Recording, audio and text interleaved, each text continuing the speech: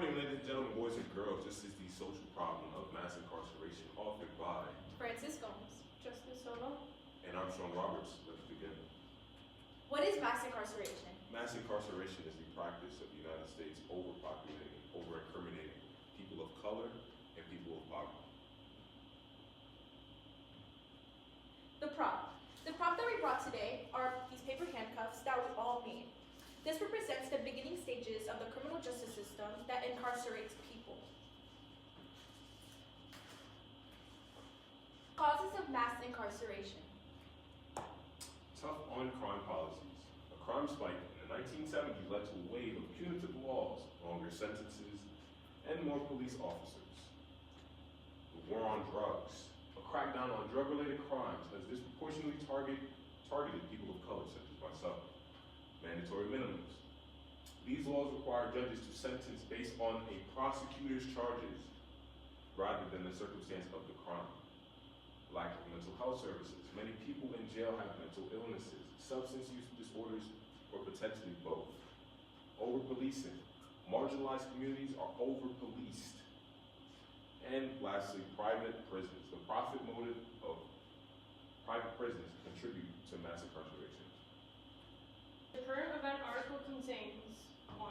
Most inmates are held in state prisons and local jails, not in federal prisons. Number 2. In many cities and states, money often desires who stays in jail or who gets out. Number 3. The war on drugs isn't solely to blame for mass incarceration.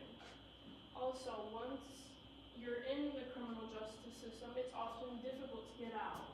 Number 5, minorities are still overrepresented in the prison population, but racial and ethnic gaps are shrinking.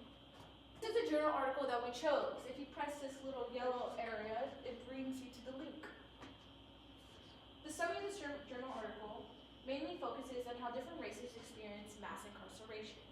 It also speaks on general well-being of individuals.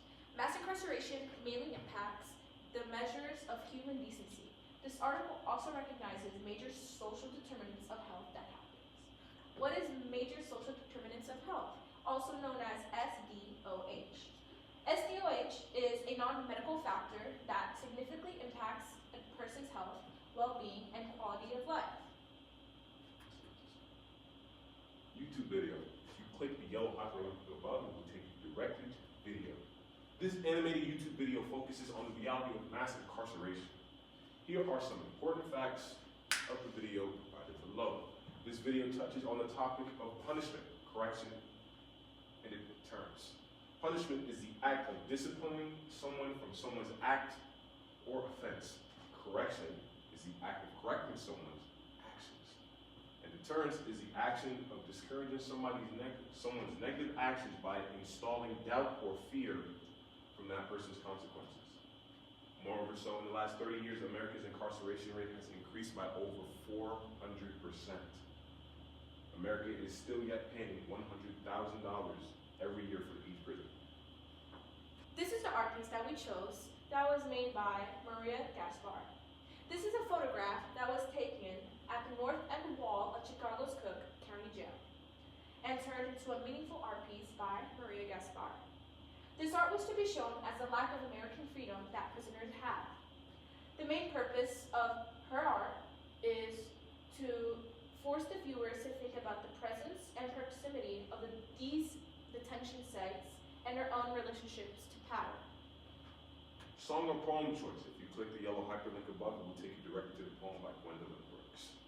The brackish water that we drink Creeps with the loathsome slime, And the bitter bread that they weigh in scales. is full of chalk and lime. and sleep will not lie down with walks. Wide-eyed and cries to time. Bodoli hunger and green thirst.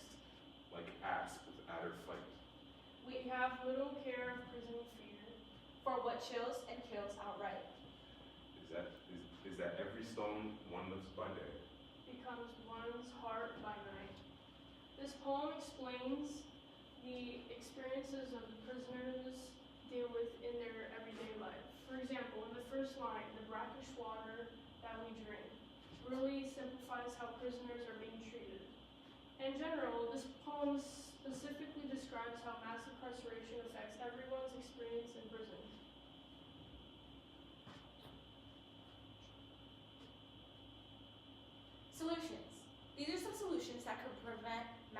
incarceration. Policing reforms. Reforming policing could marginalize communities. Focus on reducing aggressive policing tactics that unfairly impact minorities and low-income communities. Sentencing reform. It's important to reconsider and potentially lower the mandatory minimum sentences for non-violent offenses. Cash bail reforms.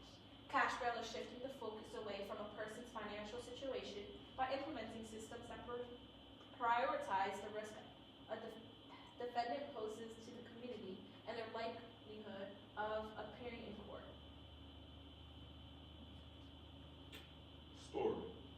Once upon a time, there was a society that dealt with inequality and injustice. Every day, thousands of people were arrested just for nonviolent crimes and minor offenses. So one day, a young man named Bob was sentenced for 5 years for a minor offense, leaving behind his life. Because of that, Bob's family struggled to make ends meet, and his children grew up without a father figure. Because of that, Bob's mental health suffered. Because of that, Bob's story became a statistic. Because of that, society missed out on Bob's contributions and humanity. Until finally, after 5 years, he was released, he changed his life around and focused on the positive things in life. And every day after that, he lived his life in a fulfilling way. The moral of the story is that no matter what you go through, society as a whole will find justice after dealing with inequality and injustice. These are the resources that we have for the slides, journal article, current event article, RP slide, and extra information. And this is where you'll